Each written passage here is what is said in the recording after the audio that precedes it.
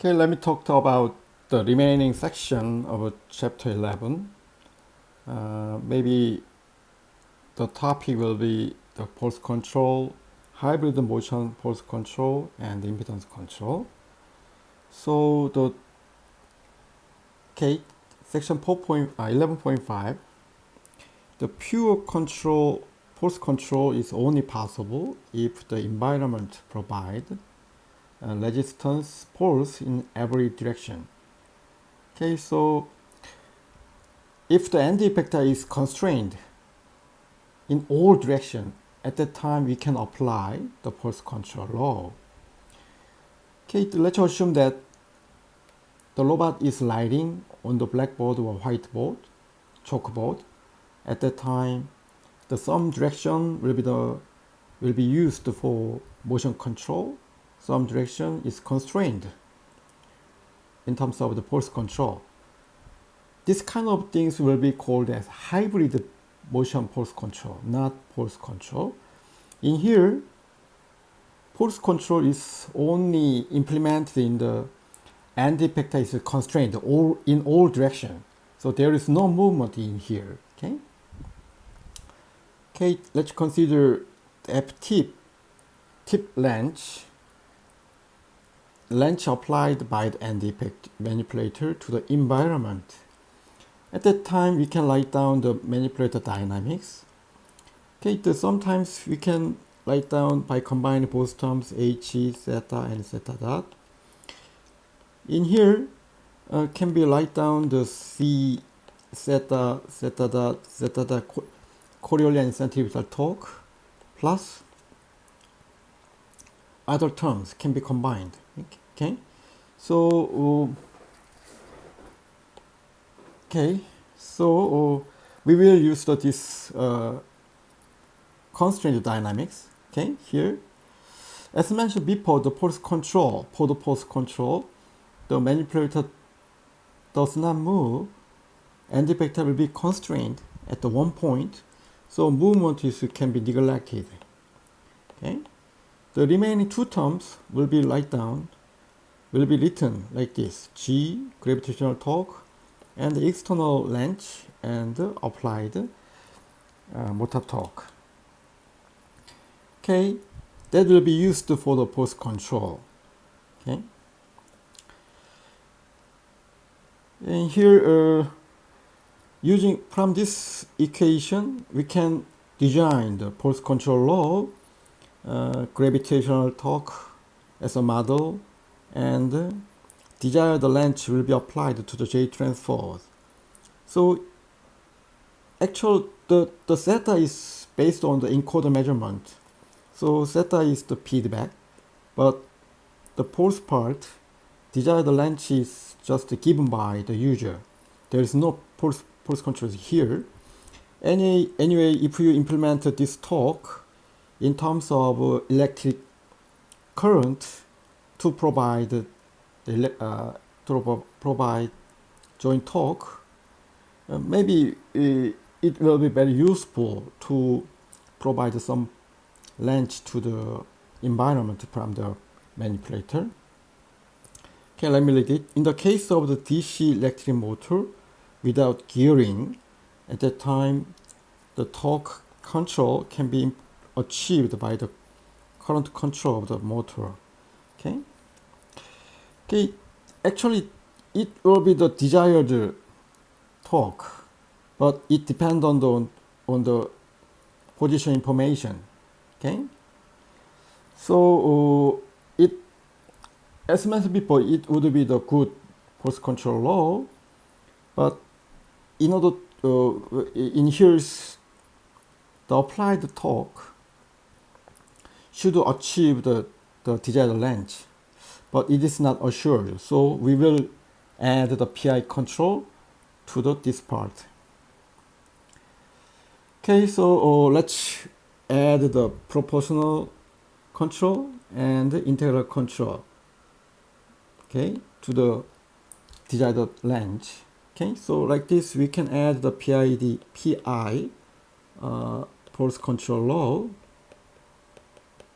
So there is some error in terms of there is some error, the length, in terms of the error, the length like this, then we can compensate, okay, according to error and the error integration.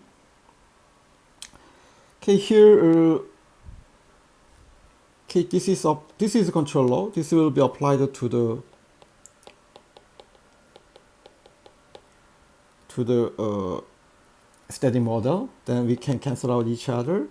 Then we can get just the PI, closure of system. Okay, in here there is some difference. Then it will be some constant determined by the computation. Okay, at the steady state, C will be some constant. Then let's take the one more time derivative. Then we have this equation. So if you take the positive KFP and the KFI, then the error will go to 0. Okay. So actually, the PI control, PI pulse control, is useful, but as you know, the end effector will want to have the big motion, so we will add a negative damping according to some movement. Okay. Okay, so the end effector is here. Maybe this is constraint in all direction. Okay, so it does not have a small motion. At the time, the negative damping will be applied to here to stabilize. It will be helpful to increase or enhance the stability of the pulse control law. Okay, so if we want to apply the pulse control only without any motion control, at that time, I'd recommend you to use the this control law.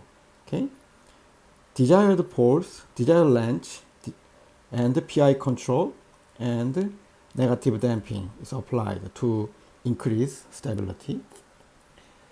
Okay, next section is about the hybrid motion pulse control. Okay, the most task of the robot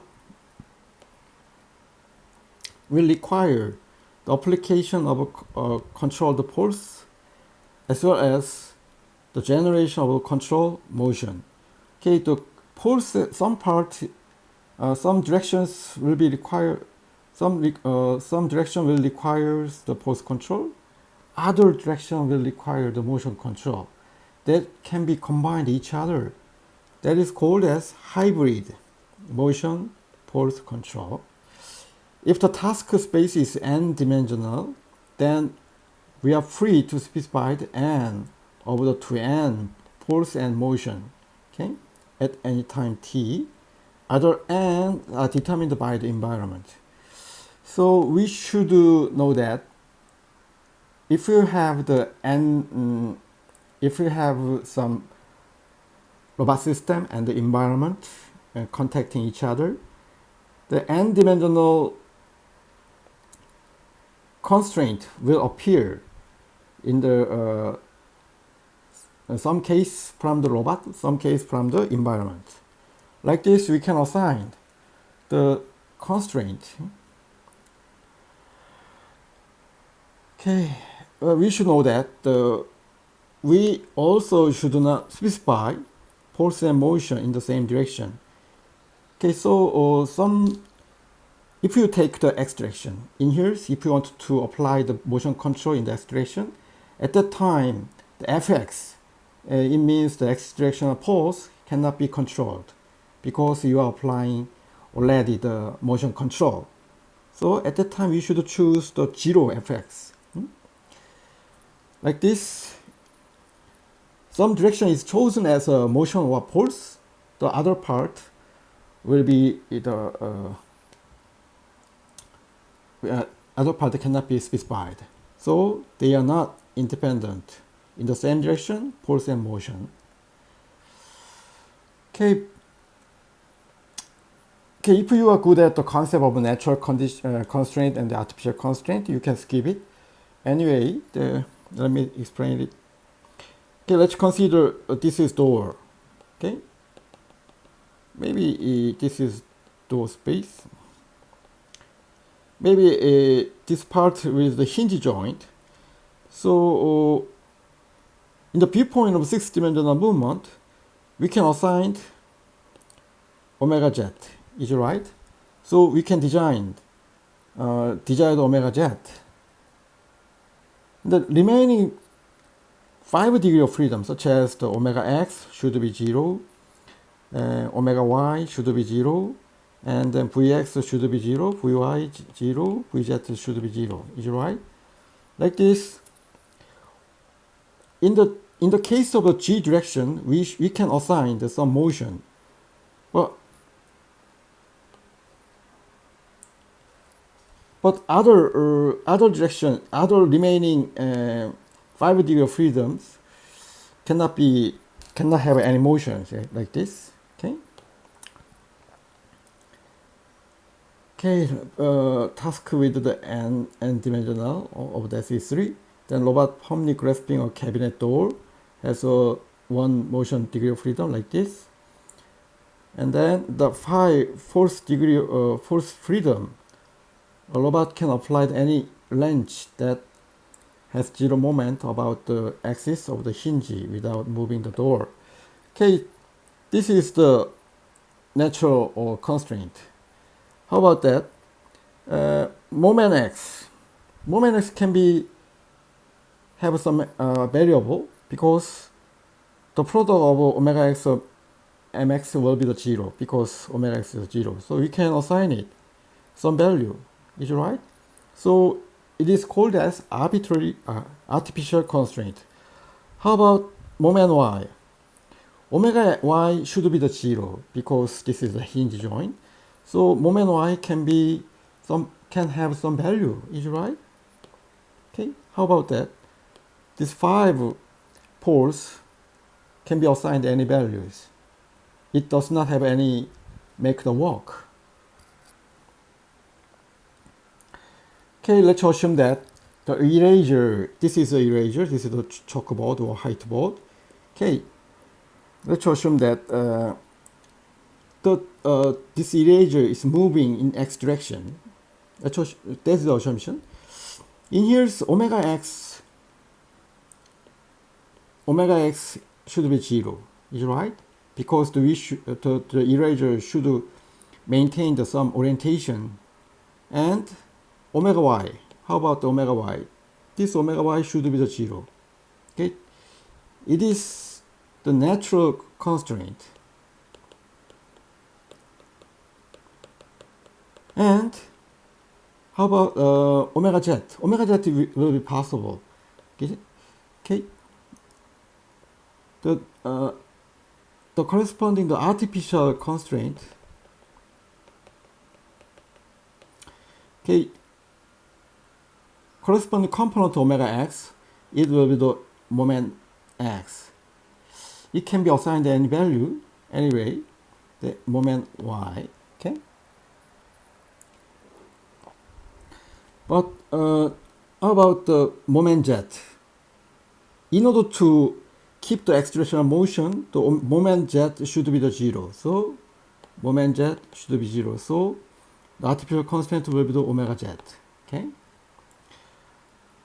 One more, the x directional poles. How about the x directional poles? Okay.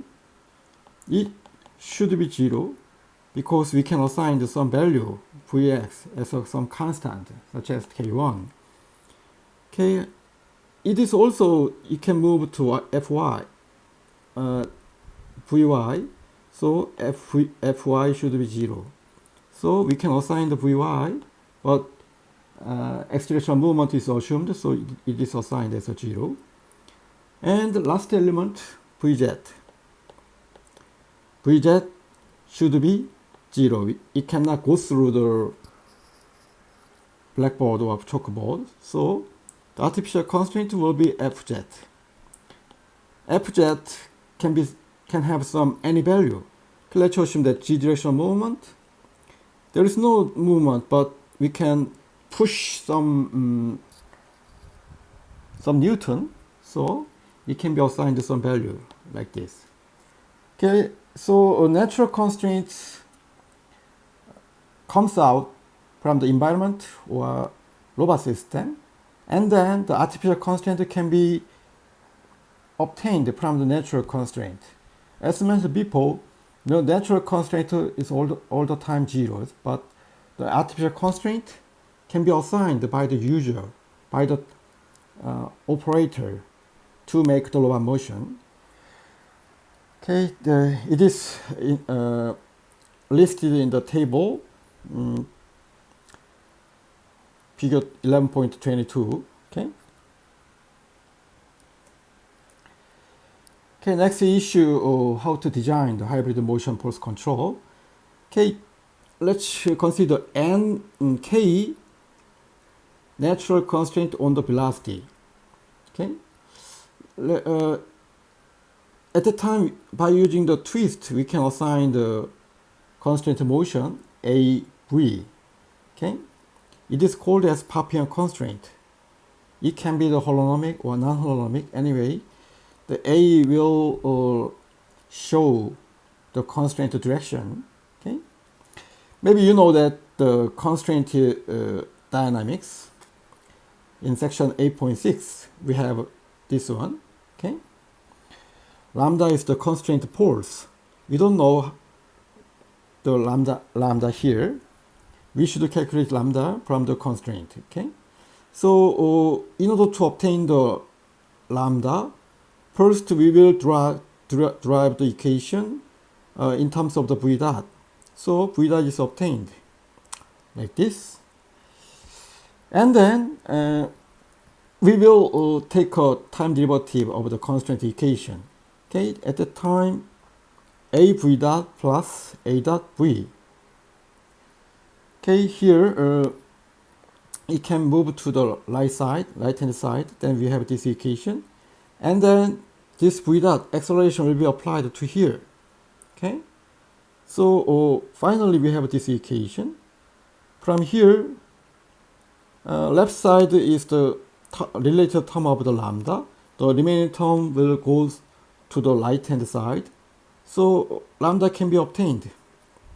Lambda will be A lambda inverse A transpose inverse A lambda inverse F minus E eta plus A dot. A dot minus V is equal to minus A V dot. So this terms A V dot. Okay. This lambda is applied to the original constraint dynamics. Okay. Then, as mentioned before, the lambda is derived like this. This lambda is applied to the constraint dynamics. Then, this is the lambda. You're right. This lambda is applied. Okay. Then, rearranging this equation. So, F in front of the F, I minus this complex equation, and one more again, appear again. So let's assume that this is P theta. Okay, so P theta is again appear. Okay, now we should interpret the meaning, physical meaning of the P. Actually, the P is the n by n matrix, but length will be the n minus k, because A has the k length.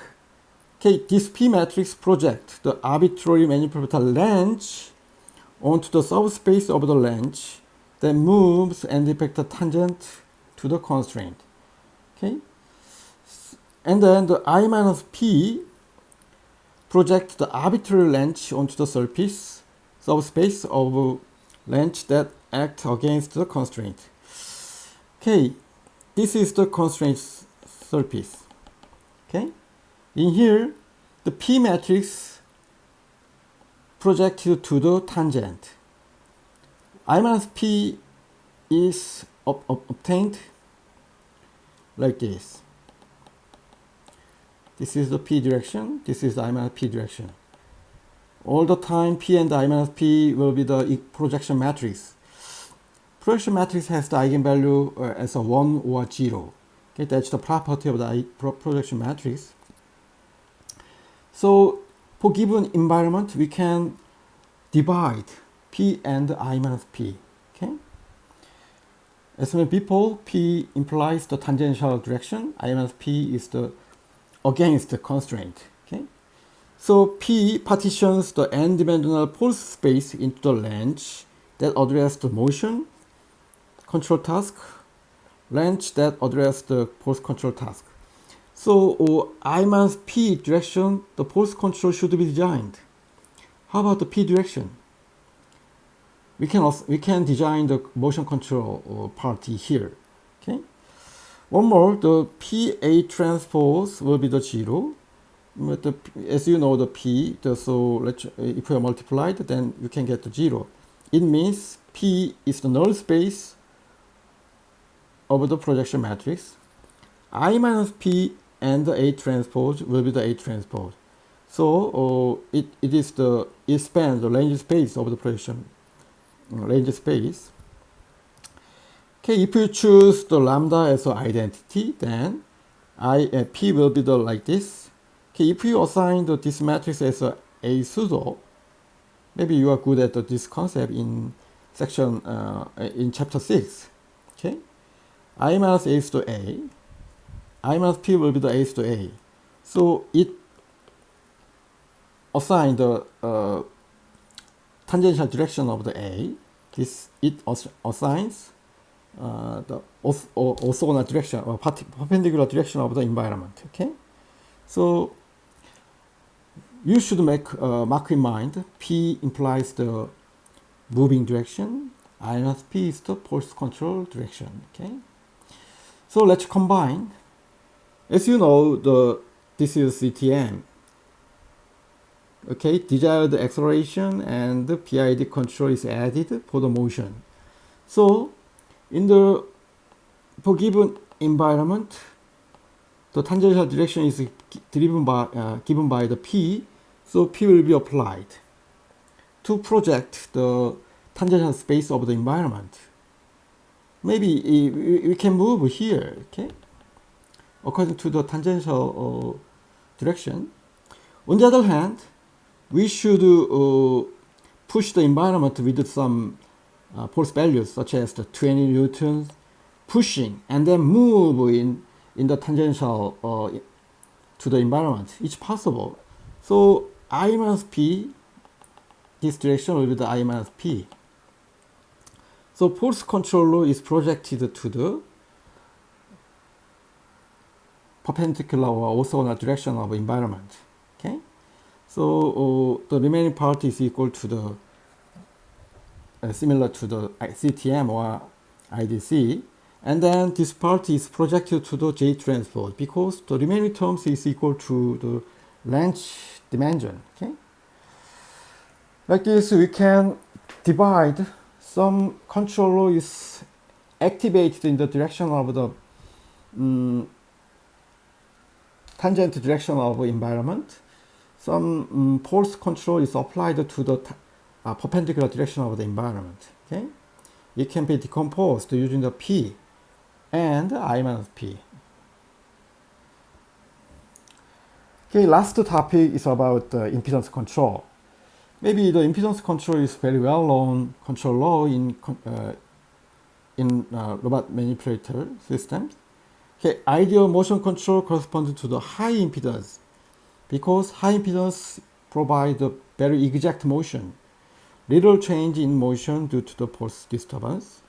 On the other hand, ideal pulse control corresponds to low impedance. Okay, so to make the stable pulse control, the impedance should be low. Okay, at that time we can make the good control low, so both are trade off each other. Okay, let's assume that dynamics of a 1 degree of freedom robot rendering the impedance like this. Okay, this is the robot system. The hand will touch this part and then pull. The pulling force will be the F. And then at that time, we can write down the equation of motion. The inertial force will be the external F minus Kx as a reaction and Bx dot. So we can get some dynamic model. Okay. And then let's take the Laplace transform with the zero initial condition. Then we have this equation. The impedance is defined as a F over X. So ms square and Bs plus K will be the impedance model. This kind of model can be used to design the force control law later. Okay, the inverse of impedance is called as admittance. So admittance model is obtained by taking an inverse of the G. So X over F will be the admittance, ms square plus Bs plus K. Okay, so the impedance, the goal of the impedance control is to implement a task space behavior. Task space should follow this dynamic property. Okay, that is goal of impedance control. I think you can read the remaining terms.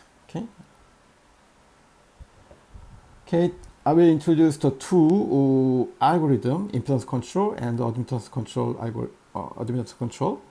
Okay, in the case of impedance control, the encoder and the tachometer and the accelerometer are used to estimate joint and endpoint position, velocity, and acceleration.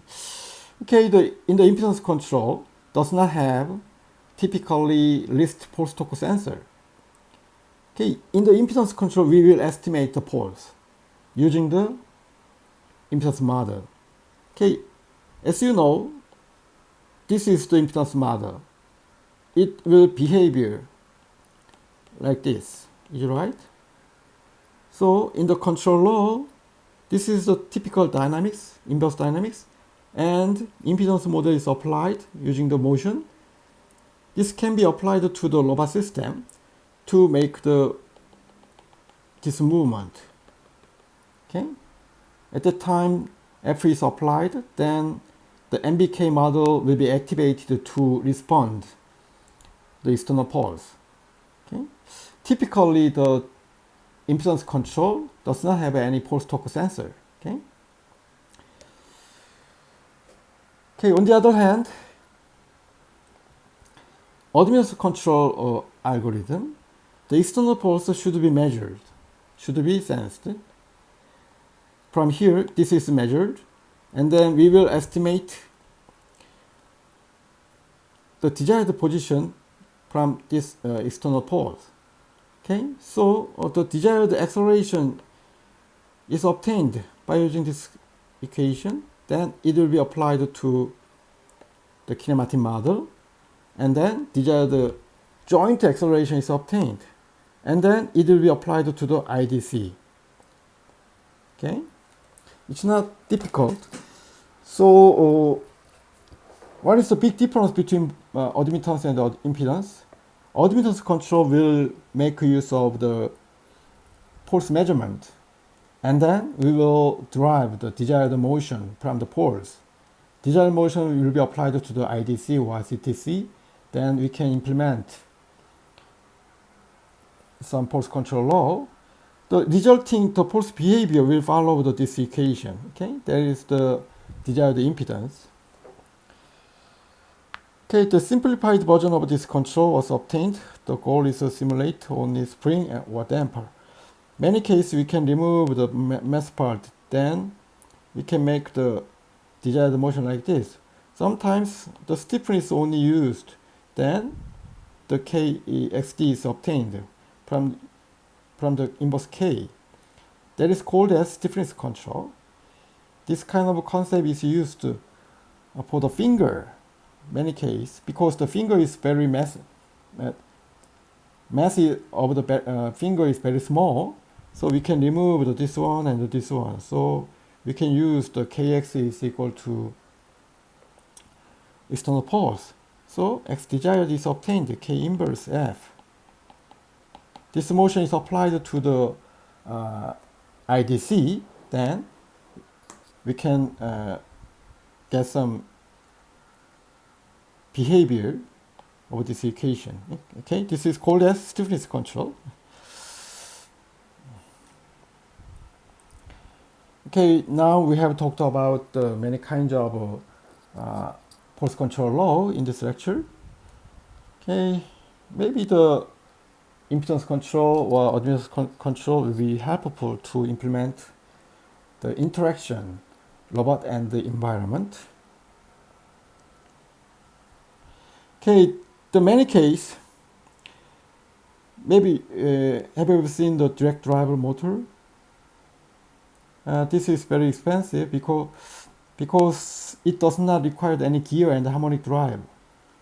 So the very big size of motor is used to make the motion. Okay, so without gear or harmonic drive, anyway we can make this kind of motor. Then this system can be applied to the robot. In many cases, it is called as direct drive robot. Okay, if you apply some current, then you can resultant torque through the motor like this. Okay, one more. The typical case is about the current control of a geared motor. Maybe the gear and the harmonic drive are used to amplify the torque and reduce the speed of the motor. Okay, so many cases gear ratio will be larger than the 1. Typically this ratio will be larger than the 20, smaller than 100. Okay, at the time we should check the advantage and disadvantage. Small motor can be used to provide a big force using the gear. The motor also operates at high speed. It is more efficient at converting the electric power to mechanical power. So the harmonic drive or gear transmission can be used to amplify the torque and reduce the speed. Okay, at the time we can get many disadvantages, such as the gear head will have the backlash. Maybe you know that the gear is like this. Okay, and it is connected to each other. Okay, then we have this kind of picture. Actually, this small movement does not have any make motion. Does not make any motion. Is it right? Okay. So this part is called as backlash. One side has some motion, but other side doesn't have any motion. At that time, we can define the backlash movement. Backlash. The output of a gear head can move without the input moving. Okay. And then friction will appear in the gear transmission, and backlash can be removed using the harmonic drive. So many cases harmonic drive is recommended. Okay, and then friction, but we cannot remove the friction if we use the harmonic drive. Okay, so you should consider the efficiency. Efficiency will be determined by the harmonic gear. And the current control of a geared motor with the local strain gauge feedback. Okay, we cannot guarantee the motor output will produce the desired torque. So at the output part, we will attach the strain gauge. Strain gauge will sense the applied torque at the output side. This torque is small, then the amplifier will provide more electric current to make the torque bigger. Like this, we can make some internal control in the amplifier by measuring, by making a movement, making a measurement of the strain gauge. Okay. Okay. This is, you can read this kind of advantage and disadvantage. Okay. The last topic is about the SEA. Okay, series elastic actuator. Okay, let me show you the figure SEA. This is the SEA. Okay, in here, the last element is the encoder to make measurement of the position, rotation angle, and then the frameless brushless DC motor is here. Okay, you can buy this component of a DC motor, and then this is the harmonic drive. Harmonic drive here. Okay,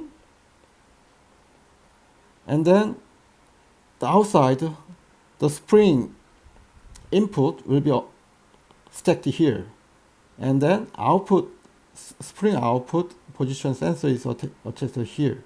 Okay, and then the output cross roller bearing located here, and the output side will have a torsional spring like this. So the external poles will deflect this torsional spring first, and then the reduced poles will be applied to the inside. So this kind of series elastic actuator concept applied to the humanoid robot in the ISS. ISS implies International Satellite Station. Okay. Okay, like this, we can series elastic property attached to the electric motor. Okay, I'm sorry. Let me finish this semester's lecture. Okay, when I started this lecture, I wanna teach from chapter 1 through chapter 11, but as you know, I skipped 2 chapters, 8 and 9. I'm sorry, 9 and 10. Okay, 9 and 10. So actually, we did not deal with the chapter 9, 10, 12, 13. So I'd like to recommend you to study by yourself. If you have some questions or comment about the remaining chapters, I will try to answer or give some material about some formulation. Okay. Okay. Today is the Sunday. The Thursday, you should take the final exam. Final exam will be performed face to face. So you should wear the face mask. And then maybe the room number is posted in the 공지사항 on the blackboard. So let's get together. 9:30 this Thursday morning. Okay, if you have some questions, if you can call me. My phone number is the 010-3221 and 5369. Maybe you can use the Kakao Talk. Okay. Okay. Good luck for you.